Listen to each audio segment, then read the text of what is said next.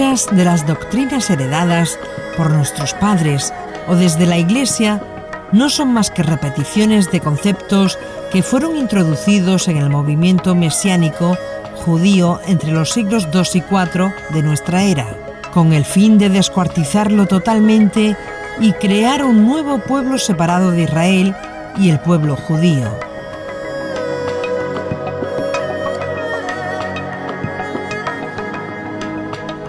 Esto nunca fue el propósito de Yeshua, cuando encomendó a sus discípulos a salir por el mundo entero y hacer que los gentiles se convirtieran en sus seguidores, después de haber pasado por un baño ritual de purificación judeo-mesiánico en su nombre.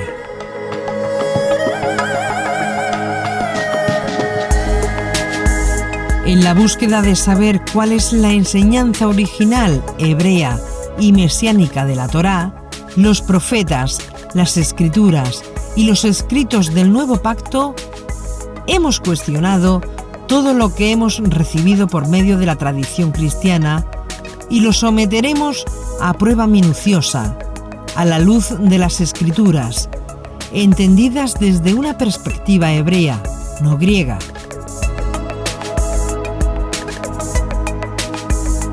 Los 66 libros de la Biblia fueron escritos por israelitas que entendían las cosas con una mente hebrea y no grecorromana. Por esta razón, a la luz de los últimos estudios bíblicos de las últimas décadas, la doctrina de la Trinidad es cuestionada.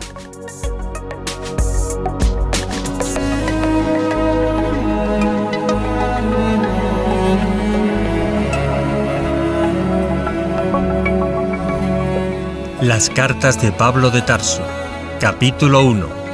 Falsa Trinidad.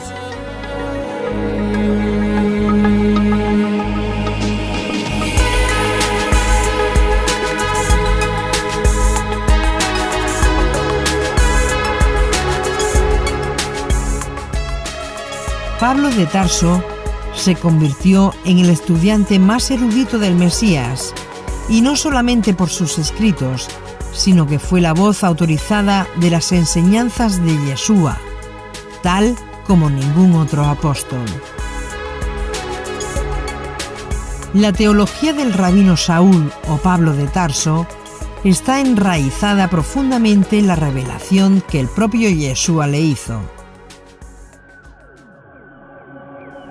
Él no fue un discípulo o testigo directo de la vida de Yeshua, sino que lo recibió por revelación y fue confirmado después por los discípulos de Yeshua. Ninguna parte de las cartas del rabino Pablo de Tarso daña en ningún aspecto el concepto judío de la unidad y unicidad de Dios. El rabino Saúl Pablo de Tarso fue judío, circuncidado al 8º día, fariseo e irreprensible en cuanto a la obediencia a las ceremonias judías y por lo tanto un intransigente monoteísta igual que todos los judíos. Cuando se habla de monoteísmo, se habla de un único y uno Dios verdadero como una única persona. No como dos personas, no como tres personas. La formación judía rabínica del rabino Pablo de Tarso le había inculcado la firme convicción de que hay un solo Dios, el creador de todas las cosas. Y es evidente que él concordó completamente con su visión del Mesías y de los mandamientos. Hay que tener siempre presente que Yeshua es la voz principal del Nuevo Testamento. Nada que venga después puede contradecir a las enseñanzas de Yeshua. En una ocasión le preguntaron a Yeshua, ¿cuál es el principal mandamiento de todos? Y su respuesta fue inequívoca. Oye Israel, el Señor nuestro Dios, el Señor uno es. Amarás al Señor tu Dios con todo tu corazón, con toda tu alma y con toda tu fuerza. Pablo se caracteriza precisamente por ese estricto monoteísmo, igual que Yeshua. E igual fue la respuesta que le dio a un rabino, un maestro, cuando escuchó a Yeshua dar esa clase, y le responde: «Bien, maestro, has dicho la verdad de que uno es Dios y de que no hay otro fuera de él».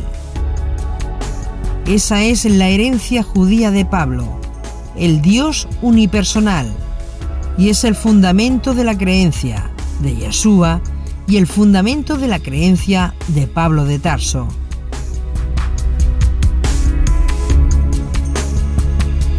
No hay insinuación en ninguna de las cartas de Pablo que él hubiese alguna vez discrepado de Yeshua en cuanto a la naturaleza del Dios Todopoderoso. El hecho de que Pablo de Tarso afirmara que Yeshua era el Mesías causó serios disgustos entre sus compañeros judíos fariseos. Pero nada que ver con el monoteísmo. El disgusto de sus compañeros fariseos vino por su creencia en si Yeshua es el Mesías o no.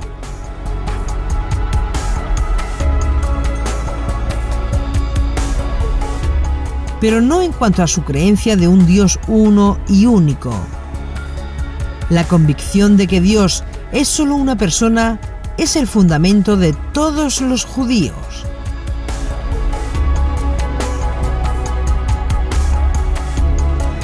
Vamos a explorar la evidencia textual que tenemos en el Nuevo Testamento desde el punto de vista gramatical, sintáctico, para que podamos clarificar que es imposible afirmar que el rabino Saúl Pablo de Tarso hubiese enseñado alguna vez o insinuado alguna vez que el Dios de Israel, el Dios de sus padres, el Dios de Yeshua, fuese un ser tripersonal o trinitario.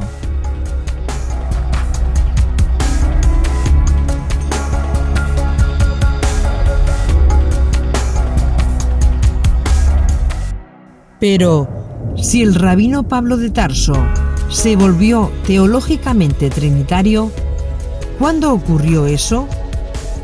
¿Quién le enseñó eso? ¿Los apóstoles? ¿Yeshua mismo? ¿O fue un asunto que se desarrolló después y que trajo 300 años de controversias?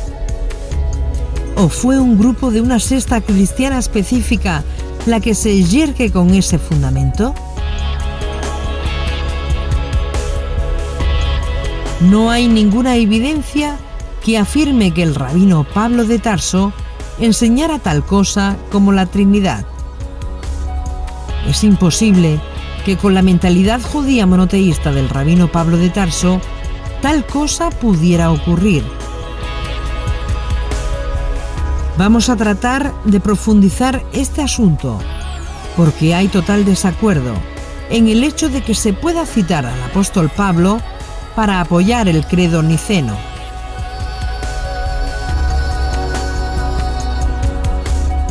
O como fue establecido después en el Concilio de Constantinopla en el año 381, después de Nicea, cuando ya se habla del Hijo de Dios engendrado, luz de luz, verdadero Dios de verdadero Dios, y se añade el Espíritu Santo. La doctrina trinitaria es el producto de una reflexión del cristianismo durante 300 años. Los primeros cristianos no tenían ni la menor idea de la Trinidad. En ninguna parte de los escritos de Pablo se puede encontrar tal doctrina, ni explícita ni implícitamente. Porque Jesús no puede fundar una cosa que él ni quería fundar, ni tampoco sabía nada de la Trinidad. Y es muy importante conocer estos datos, porque los escritos de Pablo, el Dios que se presenta allí es uno solo, una sola persona, llamada el Padre, y un solo Mesías. Hay un solo Dios, el Padre, dice el rabino Pablo en 1 Corintios 8:6. Y es muy importante ese texto, y no se puede llegar a los textos de Filipenses, sin entender todo lo que Pablo había dicho antes.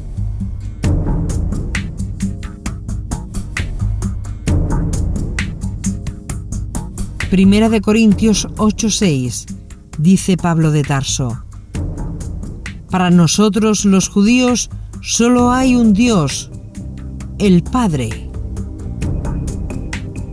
Observa que Pablo llama como único Dios al Padre y no añade a otra persona.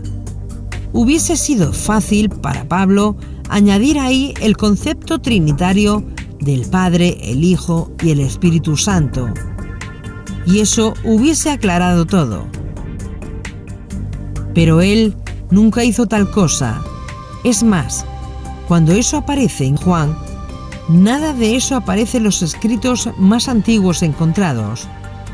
Fue algo posterior, evidentemente añadido por algún copista o escriba cristiano para corroborar la teología de la época.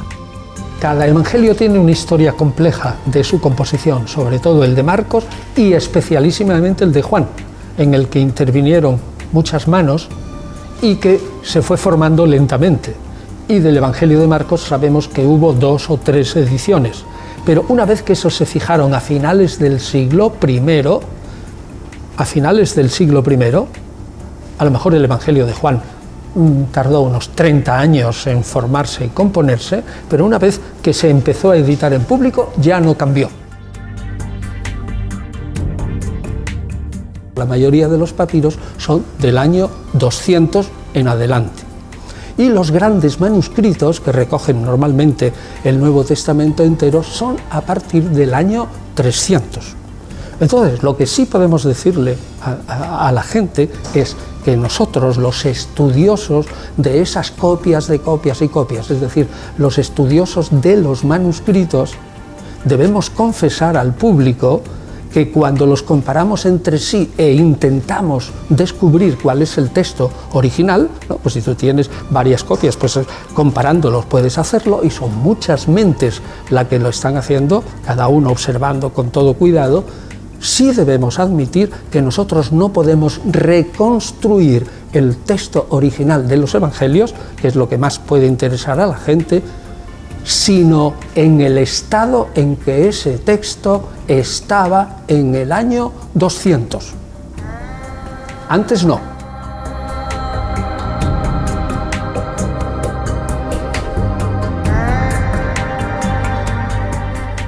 Por tanto, hay un lapso, un hiato que va desde la muerte de Jesús, pongamos el año 30 o 33, más probable, hasta el texto del año 200, hay 170 años.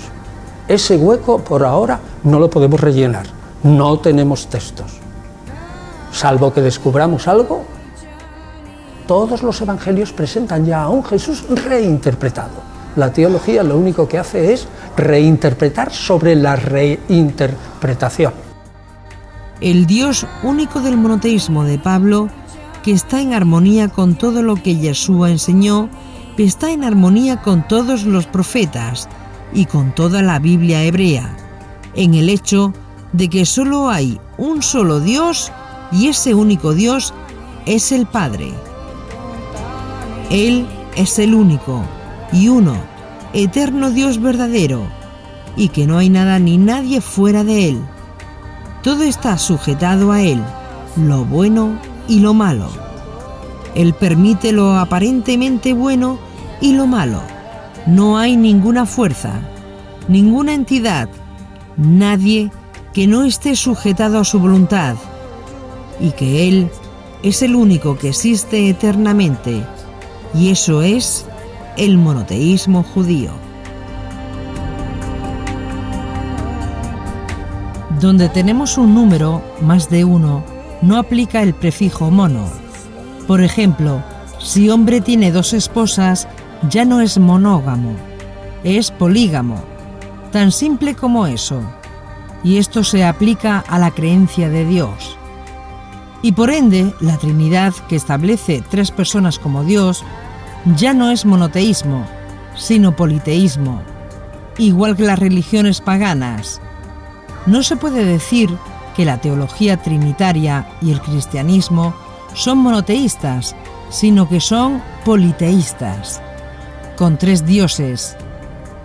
Y es muy difícil eludir la conclusión de que con esta teología, 3 personas, cada una de las cuales es llamada Dios, no sean 3 dioses.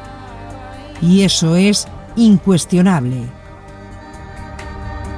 Del mismo modo, es incuestionable, y todos los estudios serios lo demuestran, que Yeshua, conocido en el cristianismo como Jesucristo, se creyera un Dios, a modo de la teología trinitaria.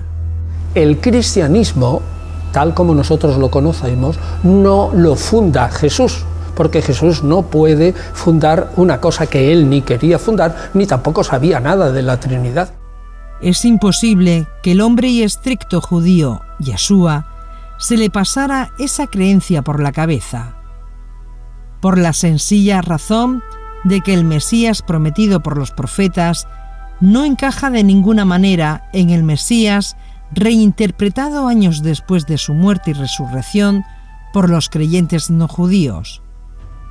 De haber hablado el apóstol Pablo de la Trinidad, de que 3 son 1 y 1 son 3, o los apóstoles que vivieron y comieron con él, estaríamos obligados a prestar atención a esa parte de la revelación, aunque a priori no encaje con el judaísmo, y no podríamos cuestionar eso. Pero cuando se mira la historia, tal opción nunca se dio.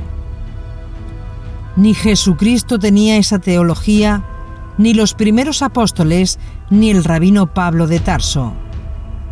Y si se analiza toda la Biblia hebrea e incluso el Nuevo Testamento, con una mente hebrea, se llega a la clara conclusión de que la Trinidad, presentada como 3 dioses en 1 y 1 en 3, no es compatible, no encaja en nada con las enseñanzas del Maestro de Nazaret. Pablo no renunció nunca a la idea de que Dios, como uno, significara numéricamente 1. Por ejemplo, cuando él escribe a Timoteo capítulo 2, verso 5, dice: «Hay un solo Dios». La teología de Pablo es muy clara. Un solo Dios. Más claro, Pablo no puede ser. Un solo Dios y un solo mediador entre Dios y los hombres. Yeshua HaMashiach, Jesús el Mesías, hombre. Esta declaración de Pablo, que podemos ver en el Nuevo Testamento, es inequívoca e imposible tergiversar. Y si se presta atención, las 2 declaraciones de Pablo aquí son muy reveladoras, no solo en el hecho de que solo hay un único Dios, el Padre de todo, sino que solo existe un mediador entre Dios y los hombres, el Mesías hombre.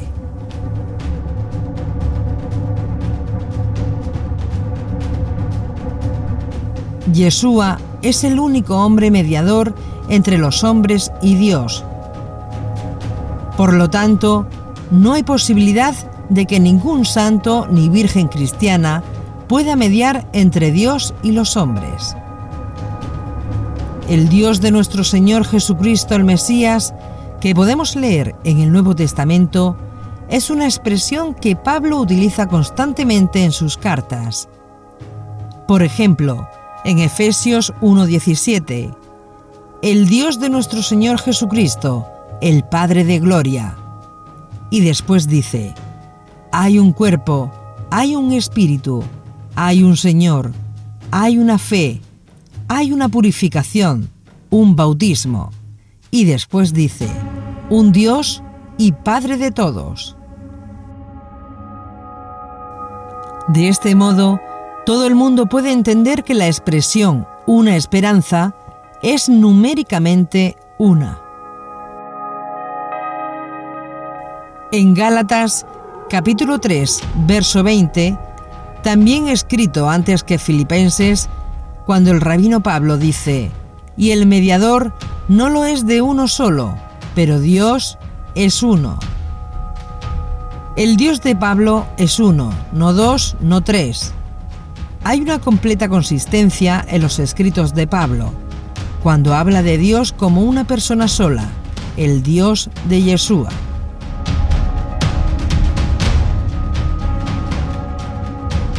$300 años después, o 2000 años después, decir que Pablo hizo una transición para dejar de lado el monoteísmo judío y creer en un ser multipersonal es extremadamente problemática. No hay más que un Dios.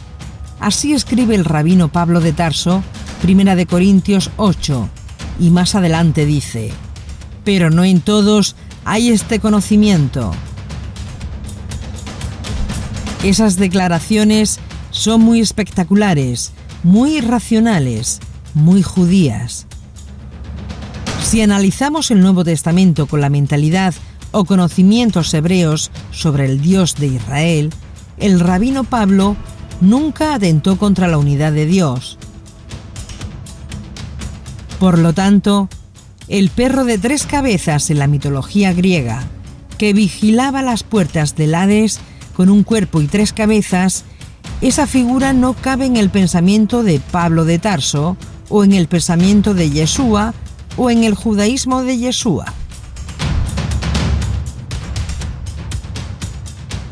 También el propio Pablo fue el que escribió: pero temo que, así como la serpiente con su astucia engañó a Eva, vuestras mentes sean desviadas de la sencillez y pureza de la devoción al Mesías. Porque si alguien viene y predica a otro Yeshua, a quien no hemos predicado, o recibís un espíritu diferente que no habéis recibido, o aceptáis un evangelio distinto que no habéis aceptado, bien lo toleráis.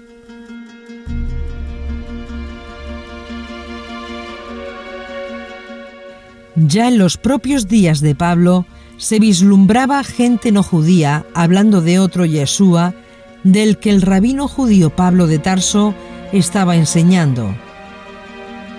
No importa cómo se escriba en la teología de Pablo. Aunque los textos no estén en hebreo, su religión viene del judaísmo y de la Torá en hebreo. Respecto a Jesús, muchas palabras suyas que están en griego, si un experto en arameo, que hay muchos y muy buenos, las retroduce al arameo y podemos ver que esa retrotraducción al arameo nos ilumina el sentido de las palabras de Jesús, lo ponemos en los comentarios y en las notas a pie de página, pero el texto sigue igual. El texto es el que nosotros fijamos. La interpretación que nosotros haremos será estudiando el Antiguo Testamento, estudiando otras obras judías, los manuscritos del Mar Muerto, conociendo bien el judaísmo de la época de Jesús y su trasfondo teológico en el Antiguo Testamento y escritos piadosos anteriores a Jesús, pero posteriores al cierre del Antiguo Testamento. Nosotros intentaremos comprender qué es lo que dijo Jesús en un dicho o en una parábola. Así que si hacemos un ejercicio de retrotraducción al hebreo, sobre los conceptos que estamos analizando, todo adquiere un nuevo sentido. Por ejemplo, dijo el Señor a mi Señor, Mateo 22:44.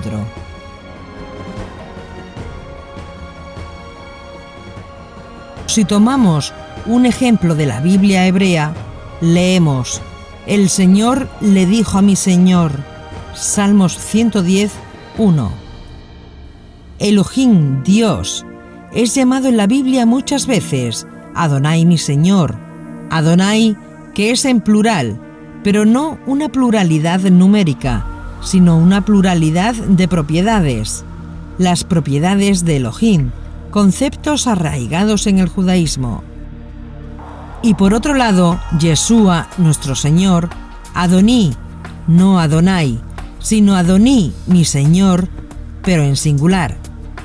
Y son dos personas diferentes. Y cuando decimos que Dios es una persona, es una adecuación para comprender la unicidad en una sola entidad. porque como está escrito, nadie ha visto jamás a Dios. Juan 1:18. Pablo identifica claramente a diferentes individuos, y es por eso que la teología de Pablo es tan profunda y al mismo tiempo tan sujeta a tergiversación. Pedro lo dijo, que él escribe cosas que son difíciles de entender, las cuales los indoctos e inconstantes tuercen para su propia perdición. Segunda de Pedro 3:16.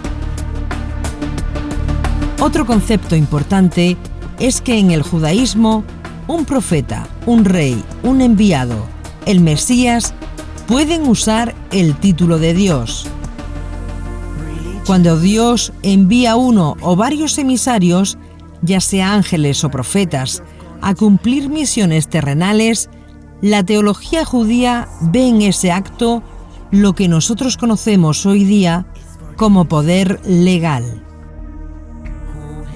Poder legal significa ser un representante legal, es decir, se convierte en tu agente, o en otras palabras, él se convierte en ti legalmente.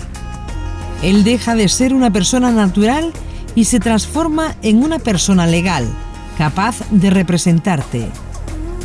Y esa persona, donde quiera que vaya, es una manifestación legal tuya, aunque la persona que da ese poder no esté allá. Cualquier cosa que haga un representante, por ejemplo, un representante legal con poder legal, que firme en nombre de la persona que atribuyó ese poder, es igual que si la persona que dio el poder estuviera allí presente. Cuando Dios toma a una de sus criaturas y la convierte en un agente suyo, ese ángel, emisario, enviado, profeta, se transforma en una extensión legal de Dios.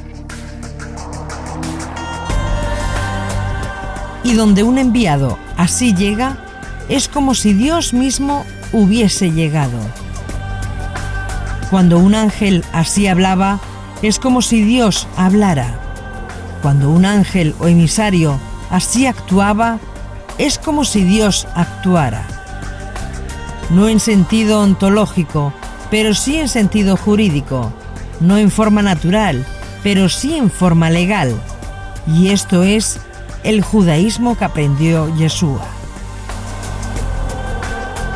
Filipenses capítulo 2, verso 5 hasta el verso 8. Es un texto que se utiliza por los católicos como un texto prueba, pero olvidan o desconocen la teología judía que hay detrás de todos esos textos, que no son otra cosa sino judaísmo. Según los católicos y por herencia, el resto de confesiones cristianas, Pablo de Tarso creía en un Mesías que era preexistente físicamente y Dios por derecho propio. Para el momento de la vida de Jesús, divino, era un hombre con un especial contacto con la divinidad, pero era un hombre. Después de Nicea, divino quiere decir que es de la misma esencia el Hijo que el Padre. La misma esencia, lo cual es totalmente distinto. Y además tiene que haber preexistido desde toda la eternidad. O sea, no tiene que ver nada una cosa con otra. Filipenses capítulo 2, verso 5 hasta el verso 8. Es un texto que se utiliza por los católicos como un texto prueba. Veamos qué dice el texto. Haya pues en vosotros esta actitud que hubo también en Cristo Jesús, el cual, aunque existía en forma de Dios, no consideró el ser igual a Dios como algo que aferrarse, sino que se despojó a sí mismo, tomando forma de siervo, haciéndose semejante a los hombres. Y hallándose en forma de hombre, se humilló a sí mismo, haciéndose obediente hasta la muerte, y muerte de cruz. En este texto del rabino Pablo de Tarso, tienes que tener en cuenta los otros textos, Romanos 16:27, donde él dice: Al único y sabio Dios sea gloria mediante Jesús el Mesías, para siempre. O Primera de Timoteo 2:5. Porque un Dios y un mediador entre Dios y los hombres, Jesucristo, hombre. O Efesios capítulo 4, versículos 4 al 6. Un cuerpo, un Señor, una fe, un Dios y Padre de todos. Primera de Corintios 8:4. No hay Dios sino uno, hay un solo Dios, el Padre y un Señor Jesús, el Mesías. O Primera de Timoteo capítulo 6, versículos 13 al 16. Te mando delante de Dios, que da vida a todas las cosas, y de Cristo Jesús, que dio testimonio de la buena profesión delante de Poncio Pilato, que guardes el mandamiento sin mancha ni reproche hasta la manifestación de nuestro Señor Jesucristo, la cual manifestará a su debido tiempo el bienaventurado y único soberano, el Rey de Reyes y Señor de Señores, el único que tiene inmortalidad y habita en la luz inaccesible, a quien ningún hombre ha visto ni puede ver. A Él sea la honra y el dominio eterno. Amén. Supongamos que Pablo supo que Yeshua era un miembro preexistente con igual de la deidad. ¿Pudo él haber escrito los textos previos que obviamente restringen al único Dios a una única persona, el Padre? Si es así, el cargo de que él había confundido a sus conversos acerca de la naturaleza de la deidad parecía en orden. Y es sorprendente que Lucas, quien hiciera una crónica del ministerio de Pablo en los libros que ya conocemos, que escribió especialmente en crónicas o en hechos, memorias apostólicas. Es sorprendente que Lucas, quien hizo esa crónica del ministerio de Pablo, faltara en hacer la más mínima o ligera mención de la nueva verdad fundada de Pablo acerca del Dios Trino.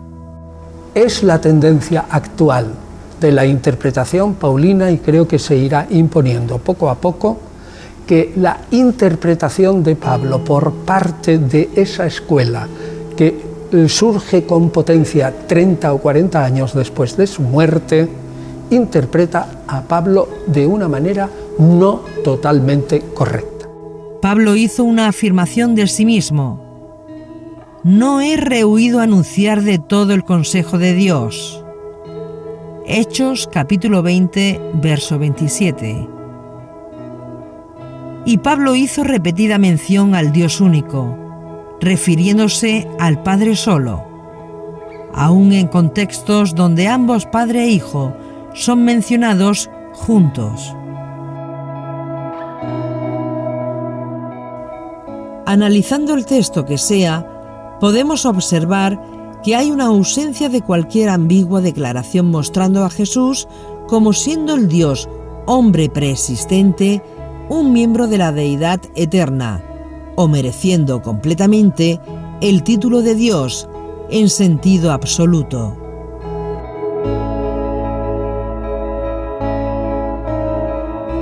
Pablo no hace borrosa ni oscura ni ambivalente la distinción entre el único Dios, que es el Padre, y Yeshua, su Hijo el Señor, el Mesías. Sin embargo, él insiste en que los dos funcionan en completa armonía. Él nunca se olvida que el Padre es el único Dios de la herencia monoteísta, que es el Dios de Abraham, Isaac y Jacob, el Dios de Israel, el Dios de Jesús el Mesías, Yeshua el Mesías.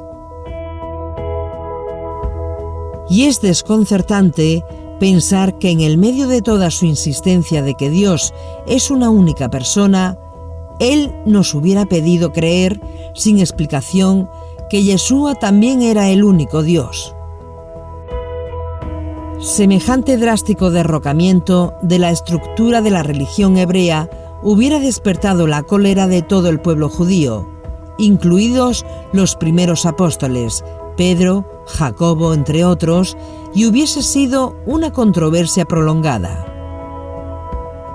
No hay evidencia de ningún tipo de debates sobre esto en la historia ni en el Nuevo Testamento. También hay que tener cuidado de interpretar los textos de Pablo del primer siglo, con una mentalidad del siglo XX o XXI. En otras palabras, se les debe permitir a las palabras significar lo que significan en su propio contexto. El pensamiento de Pablo es consistente en eso. Él se expresó en otra parte con total claridad cuando definió quién era el único Dios, y es muy importante tenerlo siempre presente para comprender su teología. La interpretación de la preexistencia o de la encarnación en Filipenses capítulo 2 a partir del verso 5 no tiene absolutamente nada que ver con la interpretación judía de ese mismo texto. No se puede llegar a este texto a la luz de las conclusiones de los teólogos 200 o 300 años después y obviar totalmente la teología que circulaba en la época de Pablo y los apóstoles, que no era otra sino la judía. Hacer lo contrario es tapar el sol con un dedo.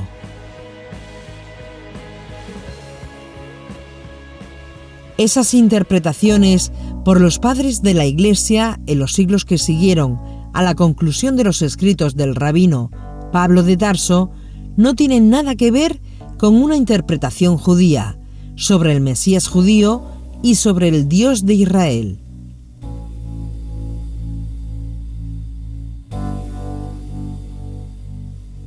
Es ampliamente reconocido que tendemos a encontrar en la Escritura exactamente lo que hemos concebido, como ya estando allí, porque ninguno de nosotros puede fácilmente afrontar la posibilidad amenazante de que nuestro entendimiento recibido no coincida con los 5 libros de la Torá, o Pentateuco, conocido en el cristianismo.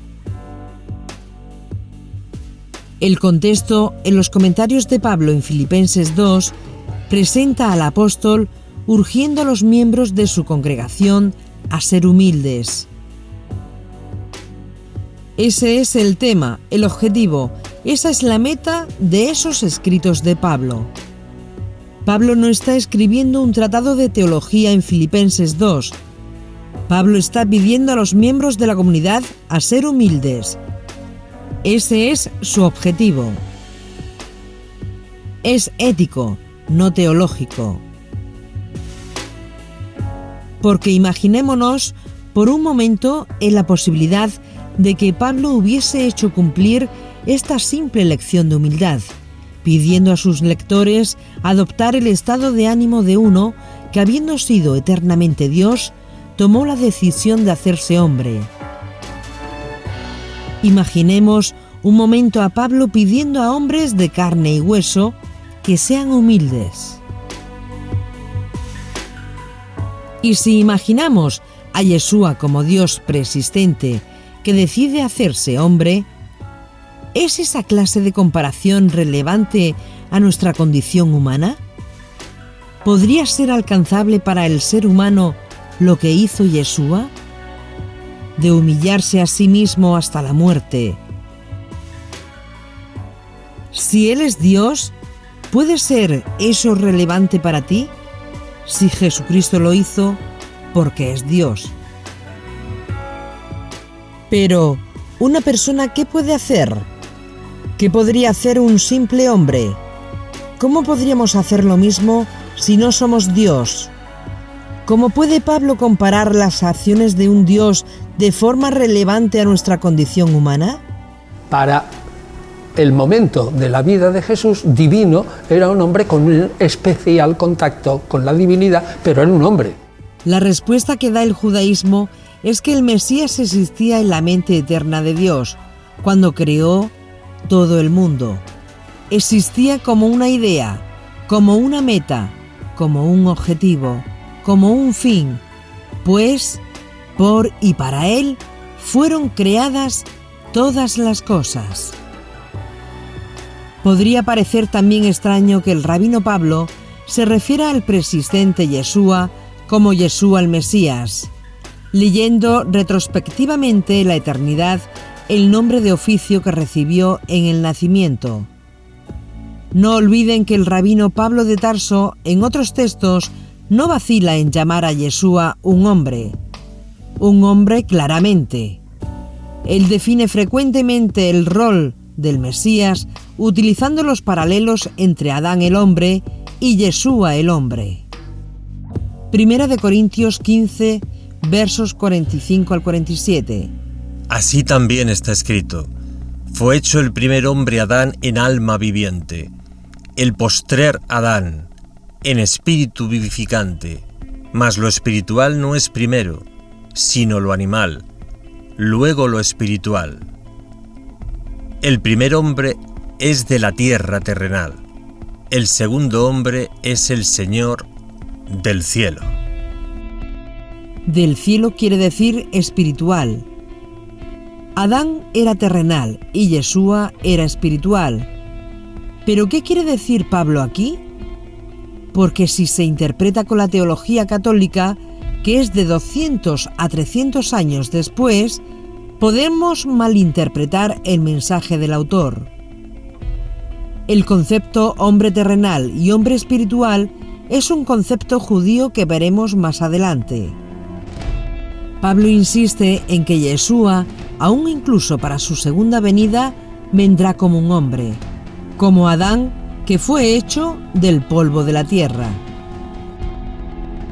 Pablo advierte en Romanos 5, 12 al 15: Por tanto, de la manera que el pecado entró en el mundo por un hombre, y por el pecado la muerte, y la muerte así pasó a todos los hombres en aquel en quien todos pecaron, porque hasta la ley, el pecado estaba en el mundo, mas el pecado no era imputado, no habiendo ley. Pero reinó la muerte desde Adán hasta Moisés, aun en los que no pecaron, a la manera de la rebelión de Adán, el cual es figura del que había de venir. ¿Y quién era el que había de venir? El Mesías, prometido en la Torá, Yeshua. Y continúa Pablo: Mas no como el delito. Tal es el don, porque si por el delito de aquel uno murieron muchos, mucha más la gracia de Dios, y el don por la gracia de un hombre, Jesús, el ungido, abundó a muchos. En Filipenses 2, Pablo describe el estatus exaltado del hombre Yeshua como el reflejo de Dios, su Padre. Él estaba en la forma y condición de hombre, nacido de padre y madre humana. El texto no dice que Él era Dios. En ninguna parte de la Escritura, y no importa cómo lo leas, el texto no dice que Él era Dios. El texto dice que no consideró tal semejanza con Dios, un privilegio para ser explotado a su propio beneficio. Eso es lo que Él dice. Yeshua, como el Mesías, estaba investido con una igualdad funcional con Dios. Y esto es muy importante, porque esa es la teología de Pablo. Yeshua está investido con una igualdad funcional con Dios y está destinado a sentarse a la diestra del Padre. Se humilló a sí mismo siendo siervo de la humanidad, aún al punto de someterse a una muerte criminal en la forma que mataban los romanos. En otras palabras, ¿qué es lo que está diciendo el rabino Pablo de Tarso?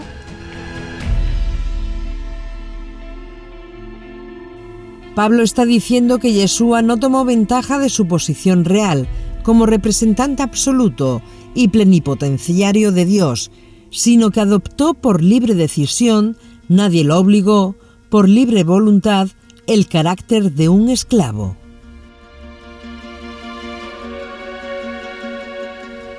¿Cuál es el contraste? El contraste es entre el rango de Dios, siendo Yeshua el comisionado por Dios, y el rango de un siervo. El contraste no es como frecuentemente se piensa, entre siendo Dios en la eternidad y llegando a ser hombre. Ese no es el contraste.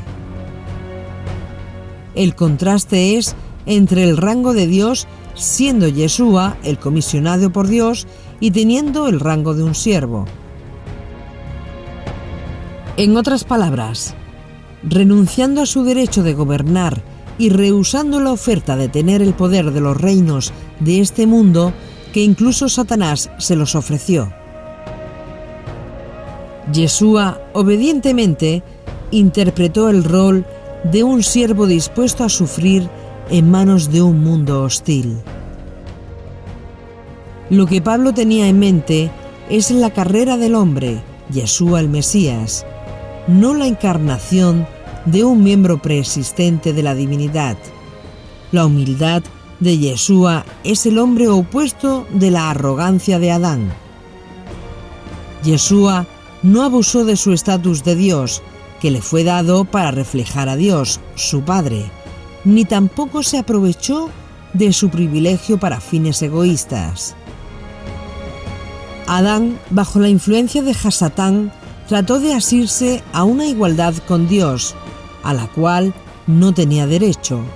Yeshua, contrario a Adán, por la obediencia perfecta a Dios, fue capaz de reflejar la mente y personalidad del único Dios, su Padre, y describiendo así esta vida ejemplar del Mesías en la tierra, Pablo no tuvo la intención de hacer ninguna mención de un ser preexistente. Él estaba pidiendo en la carta a los filipenses a ser humildes, como Yeshua hombre lo fue. Yeshua era alcanzable para ellos. El modelo que Yeshua estaba presentando era alcanzable para ellos. Pero si Yeshua es un Dios, ya no es un modelo alcanzable para ellos ni para nadie, por la sencilla razón de que somos humanos. Por eso Pablo presenta a Yeshua como un hombre modelo para nosotros. Yeshua había sido un modelo de humildad y de servicio como hombre. Al momento que lo vuelves una divinidad, ya no es un modelo para nosotros porque ya no es un hombre como nosotros. Por su descendencia paterna, calificaba para el trono de Israel.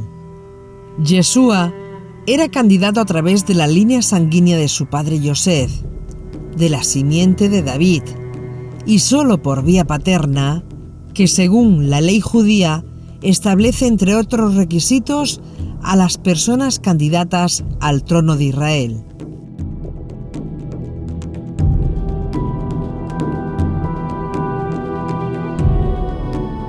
En otras palabras, si José o Yosef no fuese el padre biológico de Yeshua, de la simiente, de la descendencia de David, Yeshua no calificaría como rey de Israel y por tanto los reclamos mesiánicos para él serían rechazados o nulos. No se puede tapar el sol con un dedo en estas cuestiones como hace el cristianismo.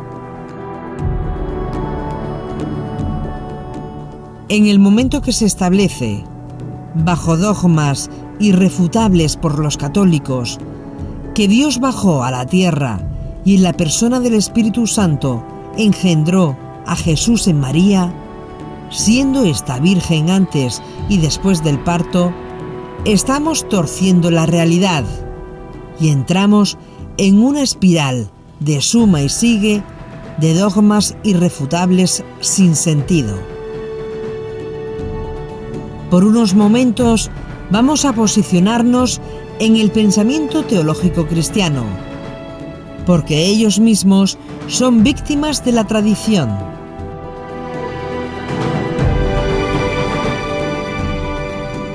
Cuando hablamos de nacimiento virginal, nos estamos refiriendo a una teoría doctrinal cristiana por la cual Yeshua, o Jesús de Nazaret, fue concebido, no por los medios normales que todos los hombres somos concebidos, es decir, con la participación de un hombre que provee el esperma, una mujer el óvulo y la participación de Dios que provee el espíritu, sino que en el caso de Jesús de Nazaret, según esos dogmas y doctrinas, nació de una virgen, de la Virgen María.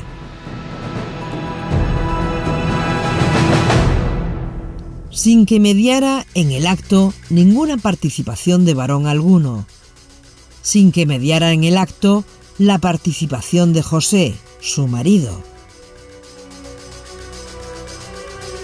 Y así la concepción de Jesús fue sin padre humano, contrario al proceso natural, sino que José fue reemplazado por el Espíritu Santo, y por tanto María concibió en su seno divinalmente. Y consecuentemente el resultado de ello es el Dios hombre, Jesús de Nazaret, el Cristo o Dios cristiano. Y sobre esta base, la teología cristiana enseña que en la realidad el nacimiento de Jesucristo no fue su nacimiento, fue su encarnación. Y por tanto, Jesús es 100% Dios, como si no tuviera nada de hombre, y 100% hombre, como si no tuviera nada de Dios. En el lenguaje de la Iglesia, Jesús es Dios de Dios, luz de luz, engendrado, pero no creado. El hombre Dios. De ahí se desprende, por supuesto, otras teorías cristianas, como es el caso de la Inmaculada Concepción de María. Porque se preguntan los teólogos cristianos, ¿cómo podría el Espíritu Santo tener relación o acercamiento con una mujer pecadora como el resto de las mujeres, siendo precisamente Espíritu Santo? Entonces, cuando la Iglesia entra en esta espiral sin sentido, crea otro dogma, el dogma de la Inmaculada Concepción, que establece que María cuando nació milagrosamente como una diosa.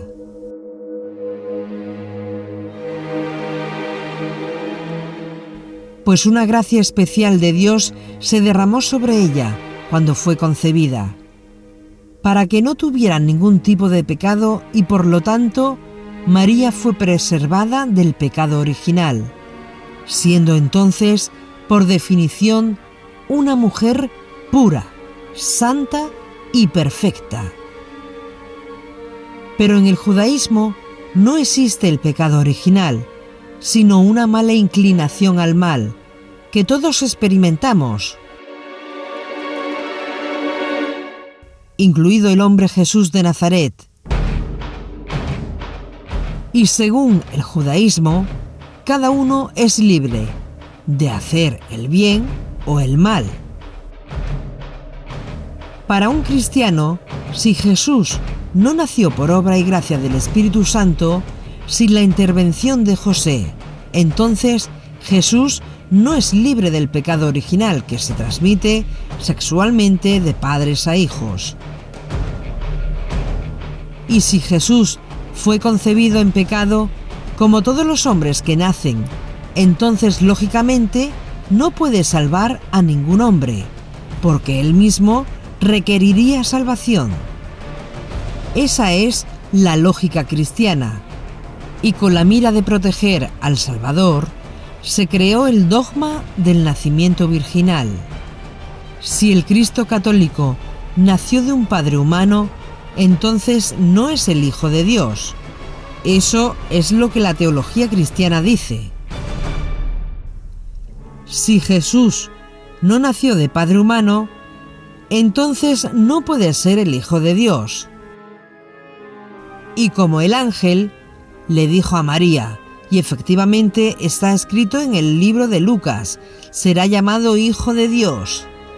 Entonces, según su lógica, si hubiese tenido padre humano, hubiese sido hijo del hombre como cualquiera de nosotros, pero nunca Dios manifestado en carne.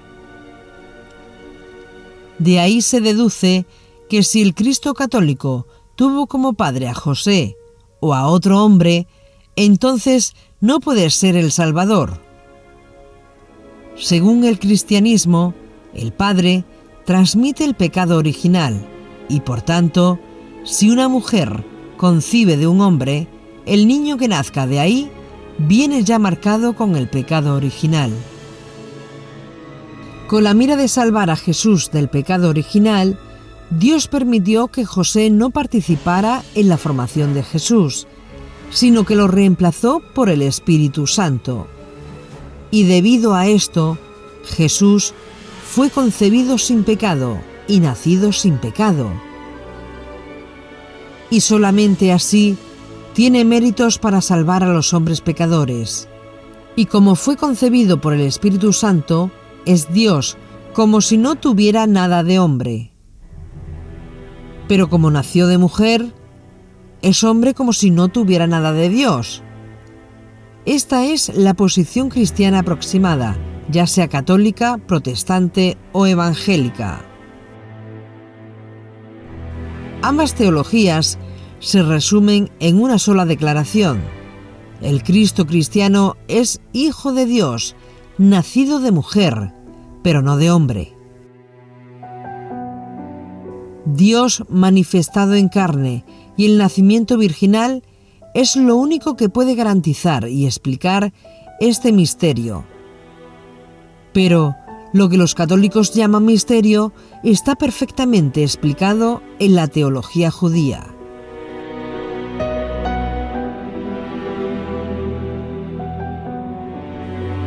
Pero a la teología católica se le complica aún más. Si el Espíritu Santo es la tercera persona de la deidad, entonces la segunda persona de la Trinidad fue engendrada por la tercera persona de la Trinidad.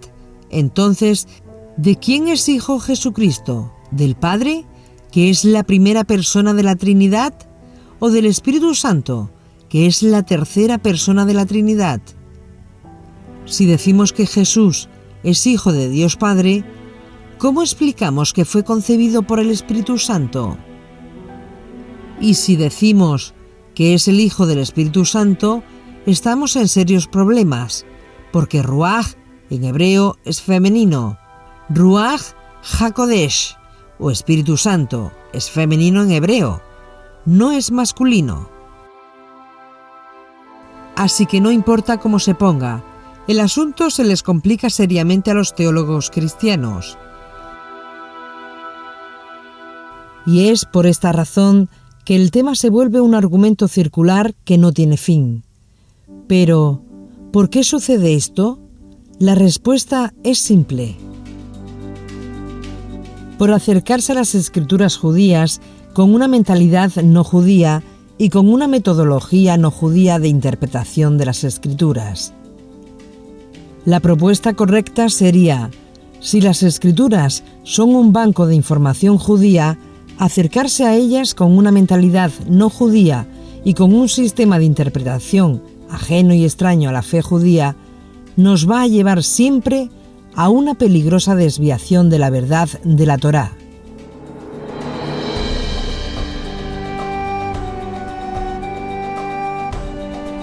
No porque la Torá o el Nuevo Testamento esté mal, sino porque la metodología de interpretación está mal. Cuando leemos la teología cristiana, tenemos una idea del asunto, pero todo está confuso, tergiversado y corrupto. Se requiere corrección espiritual con lo espiritual y la historia con lo histórico. Pero cuando se acomoda lo judío con lo no judío y se acomoda lo espiritual con lo material y lo histórico con lo doctrinal, estamos creando un híbrido teológico que no tiene sentido. Y por ser esto así, el judaísmo rabínico actual no acepta los reclamos teológicos del cristianismo.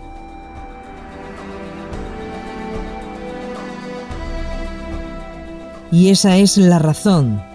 es inadmisible doctrinalmente para el judaísmo, mucho menos aceptar el Cristo cristiano, que es una desfiguración del Mesías judío, y más bien es la antítesis del Mesías judío. Leyendo Mateo, sobre todo, y Lucas, los primeros capítulos, 1 y 2, de los dos evangelios, Mateo y Lucas, se ve claro que ya en tiempo de Jesús debió de circular que él nació de un modo ilegítimo, es decir, que nació meses antes, que había sido concebido antes, por un contacto sexual antes de que vivieran juntos los novios. El matrimonio era, primero, los esponsales se prometían, ya era un matrimonio, pero vivían juntos aproximadamente un año después. ¿Por qué? Porque la niña casada era niña y lo que se esperaba era un año a que le llegara su primera menstruación y se hiciera mujer. O sea que entre el matrimonio, que se afianzaba ya por las dos familias, una unión, ¿no?, pues se fijaba ya jurídicamente, pero vivían un año después. Y empezaban a convivir un año después. Entonces parece ser que se tiene el recuerdo de que Jesús debió de nacer un poco antes, digamos, un poco fuera de juego. Y entonces se crea la historia del nacimiento virginal. ¿Por qué? Porque si Jesús es el Mesías y el Hijo de Dios, no puede haber ocurrido esto. Y segundo, sobre todo, porque si Pitágoras, Platón, Alejandro Magno, Demócrito y otros héroes de la antigüedad nacieron de una madre virgen, de alguna manera no virgen, pero bueno, uniéndose a Zeus, pues Jesús no va a ser menos. Ya que el tema de la virginidad de la madre de Yeshua es un tema muy extenso, tan solo prestaremos atención a los textos de las Escrituras que hablan de la anunciación a la madre de Yeshua y el embarazo. Virgen no es una palabra hebrea, es una traducción del griego partenos. Y partenos es una traducción de 3 palabras hebreas diferentes. Una es alma, otra es betulá y otra es nahará. Las 3 se han traducido como partenos, y partenos siempre se traduce como virgen. Cuando se entra en una traducción de las Escrituras, del Tanaj o del Nuevo Testamento en griego, y te encuentras la palabra virgen, detrás está el griego partenos, pero detrás, en hebreo, ¿está nahará, betulá o alma? Entonces, ¿qué es lo que está detrás en el caso de María? Está detrás la palabra hebrea alma, y no betulá ni nahará. Y eso coincide con la misma palabra hebrea que aparece en la profecía de Isaías 7, donde dice: «He aquí la alma, traducida virgen, concebirá y dará a luz un hijo».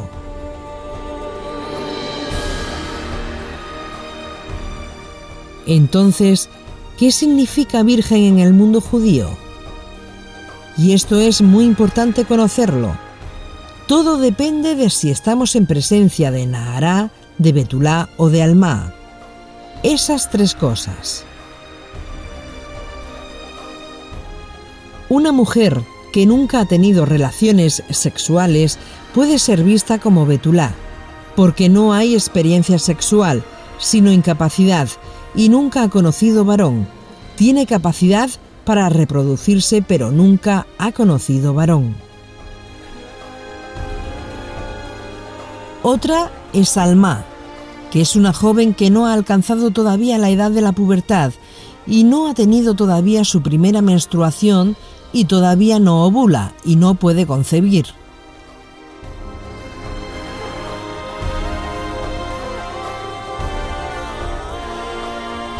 Y está nahará, que es una niña muy pequeña de 3, 4 o 5 años.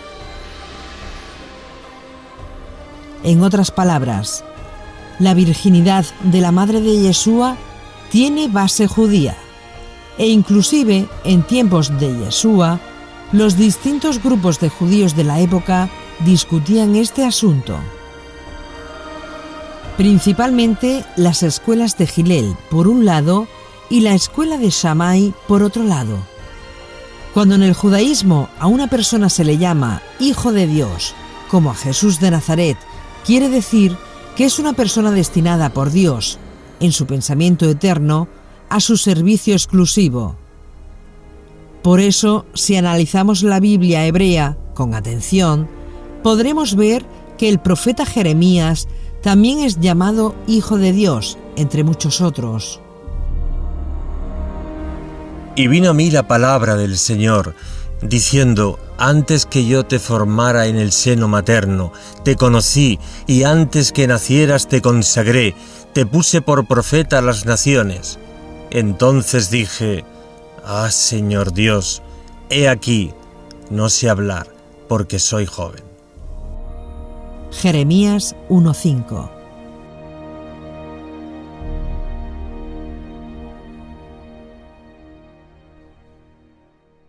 Yeshua había calificado a través de su autonegación para un estatus exaltado como gobernante de Israel.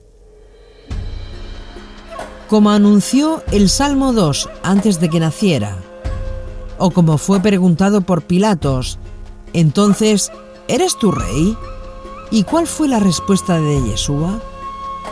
Tú lo has dicho, o sea, tú hablas correctamente. Yo para esto he nacido y para esto he venido al mundo. Esa fue la respuesta de Yeshua.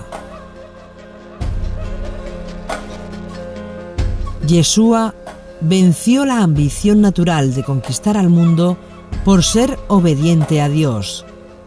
Y ese ejemplo de sumisión, paciente a la voluntad de su Dios, después de su muerte, lo ha conducido a su exaltación a la diestra del Padre.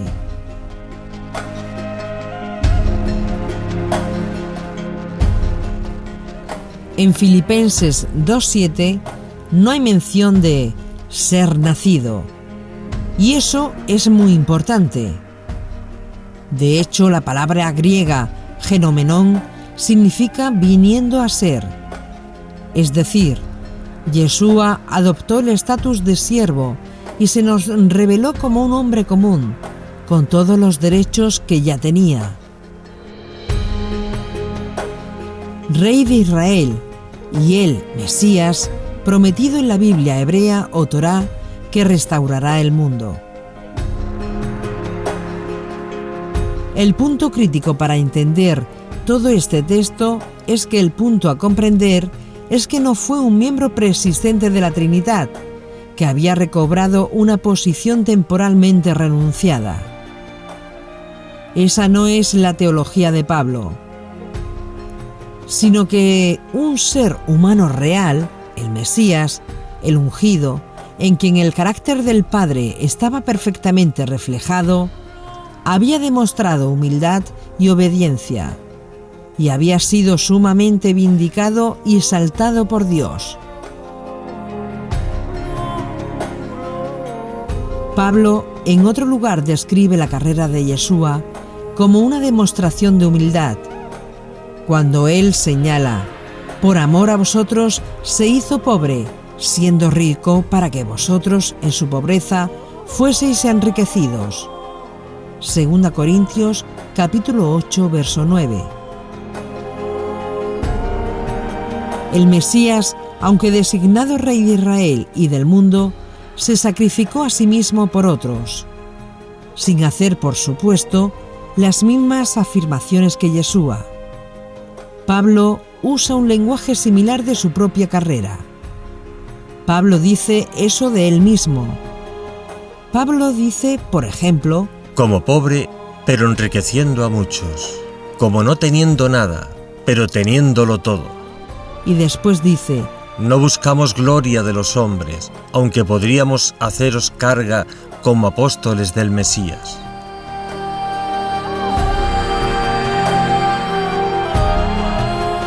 Pablo se vio a sí mismo y a sus colegas apóstoles como siervos mesiánicos sufrientes cuando él aplicó la profecía del siervo a su propia misión. Basta comparar Hechos 13:47 con Isaías 42:6 y 49:6 para verlo. La lectura tradicional trinitaria de Filipenses 2 depende casi enteramente sobre la condición de Yeshua en la forma de Dios, como una referencia a una vida preexistente como Dios en el cielo, en lugar de una identidad legal con Dios con una persona humana en la tierra. Es interesante que esa misma figura de Yeshua en forma de Dios, la Torá se la aplica a Moisés cuando Dios lo envía al faraón. Dios le dice a Moisés: «Yo te envío en forma de Dios al faraón». A nadie se le ocurre pensar que Moisés es un Dios, porque exista en forma de Dios. Por eso es importante cómo interpretamos en la forma de Dios. Si se interpreta como una referencia a una vida preexistente como Dios en el cielo, lo estás interpretando con la mentalidad de los padres de la Iglesia. Si se interpreta, en lugar de una identidad legal con Dios, como una persona humana en la tierra, lo estás interpretando como Moisés, como los profetas, como Yeshua, como Pablo de Tarso, como Pedro, como todos los judíos.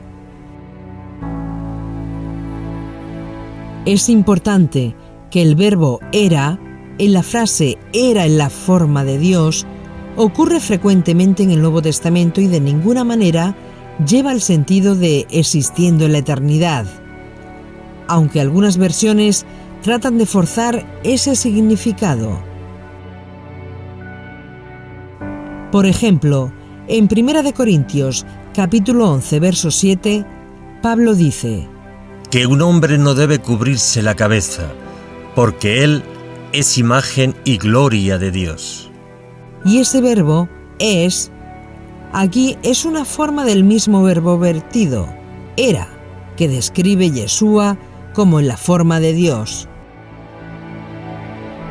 La intención de Pablo no era introducir el vasto tema de un eternamente divino, segundo miembro de la Trinidad que se convierte en hombre, interpretado después, sino enseñar la importante lección de humildad basada en el ejemplo del Yeshua histórico, que es el Yeshua modelo, que es el Yeshua que nos sirve y es alcanzable para nosotros.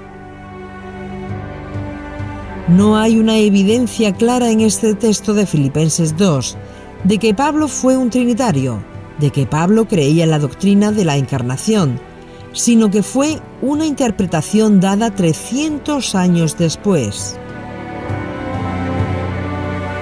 ¿Qué es básicamente lo que el rabino Pablo de Tarso está diciendo en estos escritos?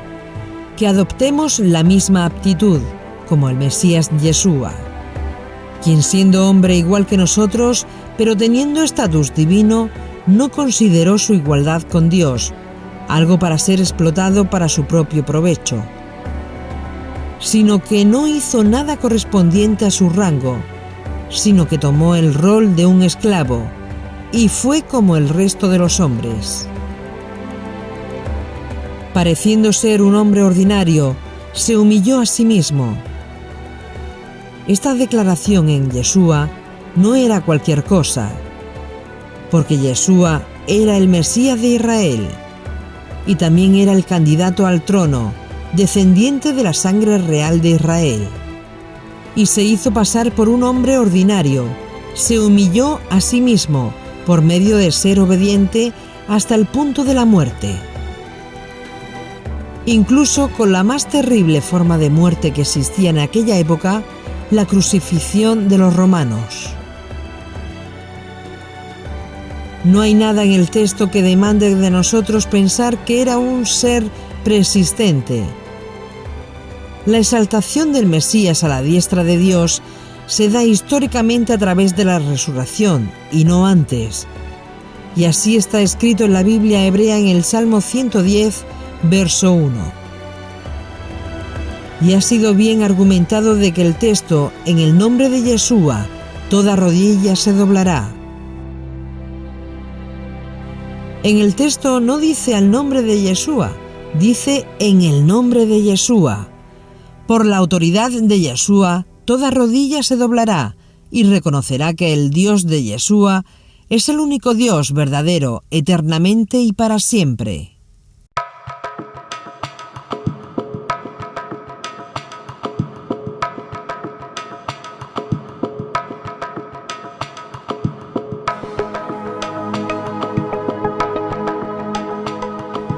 Quiere decir que la exaltación suprema de Yeshua a la diestra del Padre no altera el hecho de todo lo que Él logró.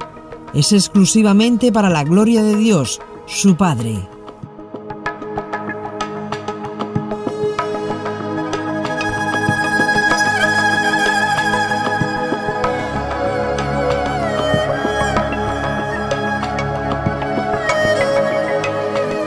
El Señor a la diestra de Dios. Es Adoní, no Adonai. Es Adoní a la diestra de Adonai. Adoní, el cual nunca es título para una deidad.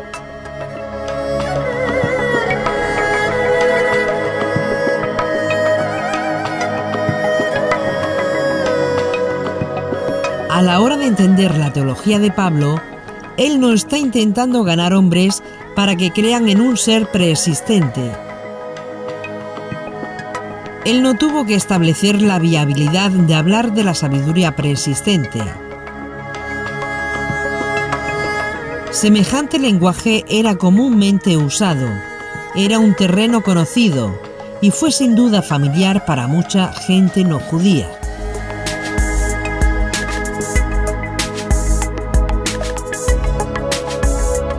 Y él no usa ese lenguaje. Él nunca enseña que Yeshua era un ser particular preexistente. Cuando habitualmente se lee a Pablo o a otros escritores, se hace con la mentalidad heredada de los padres de la Iglesia y no con la mentalidad hebrea del autor. ¿Pero por qué ocurrió esto? ¿Cuál fue el contexto político y cultural que dio lugar a una malinterpretación por parte de los padres de la Iglesia?